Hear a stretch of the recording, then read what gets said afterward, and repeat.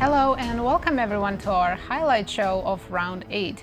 I'm Nazi Paikidze and I'm here with two amazing grandmasters, Yasser Seirawan and Peter Svidler. It was a pleasure to be with you both for this penultimate round 8. Some great drama Absolutely. in these games today. And some surprising results as well. So let's check our current standings after round 8.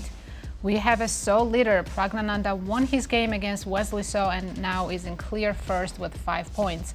There are 3 players behind him, only half point behind Pragg. That's Fabiano Firuza and MVL.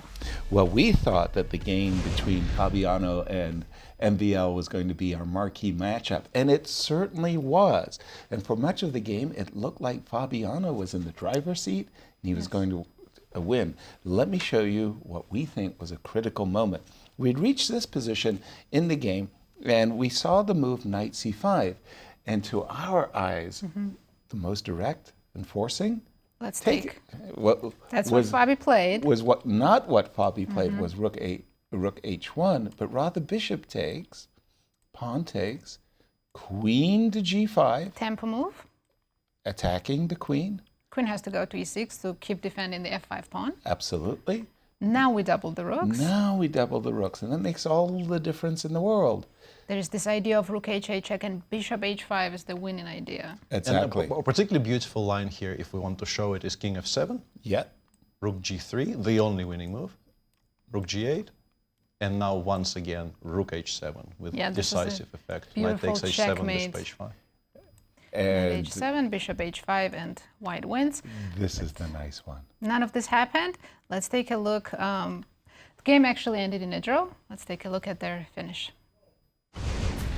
For the please. They agreed to a draw. After Fabi didn't take advantage of his chances, MVL equalized and very even endgame. And Peter, we have a So leader. Absolutely. The game between Wesley So and Pragg featured an opening we haven't seen in this tournament so far, and honestly don't really see very much at the top level. I really liked how Pragg said in an interview after the game that he is trying to make Benko into a Berlin of 1d4, showing what players think about quote-unquote dynamic openings these days. You still play them to make a draw by force, more or less. But it was nothing like that at all. Wesley chose, I think, an uncharacteristically sharp line.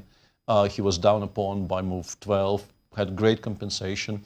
It was a very difficult position to navigate. Both players, I think, committed some inaccuracies. But from a certain point on, Pragg assumed control. Wesley started making mistakes. And in the end, this turned out to be a triumphant choice for Pragg, with his passer on the g-file deciding the game. Let's take a look at the final moments of the game. And again, a huge, and he's played d3. Yeah. A huge turn of events here for Exclamation Pragg. point. Yeah, a huge turn of events for Pragg. He comes in as one of the 4 tournament co-leaders, playing Wesley So, a veteran of the Grand Chess Tour. We know he's an extremely solid player. If Wesley doesn't lose games, he makes a lot of draws and wins 1 or 2. And Pragg with black suddenly is seeing a golden chance to seize the tournament lead.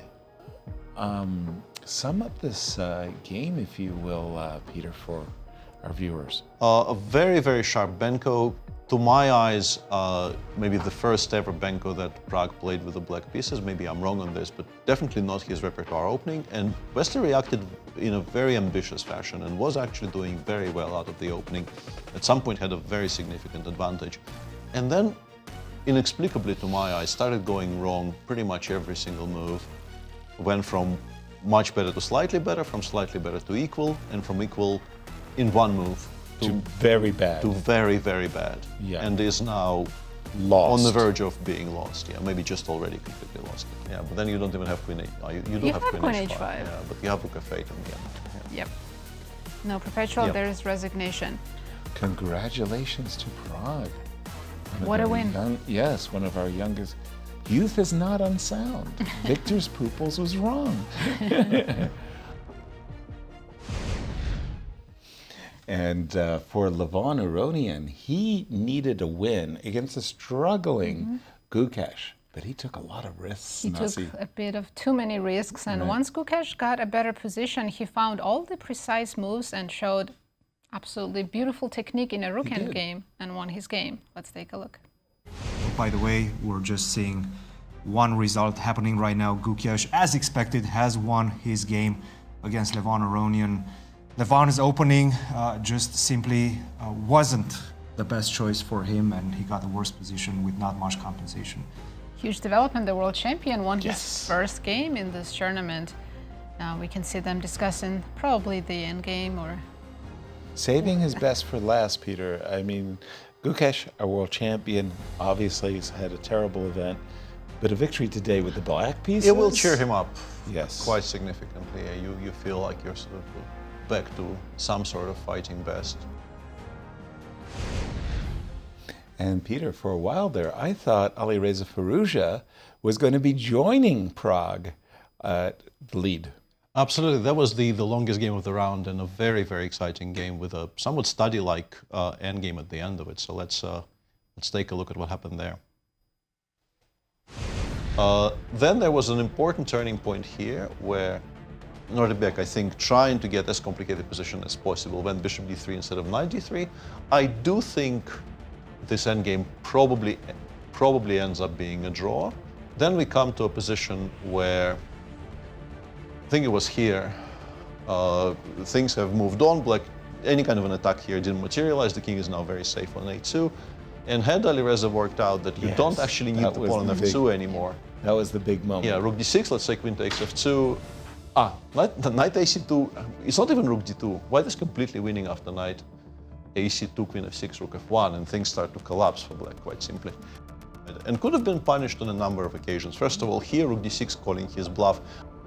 After g3, it would have been very difficult for him, I think, in practical terms to hold this position. I think it's genuinely difficult. But from that moment on, the game was played very correctly. Lots of chances for Firouzja, but he didn't capitalize on any of them.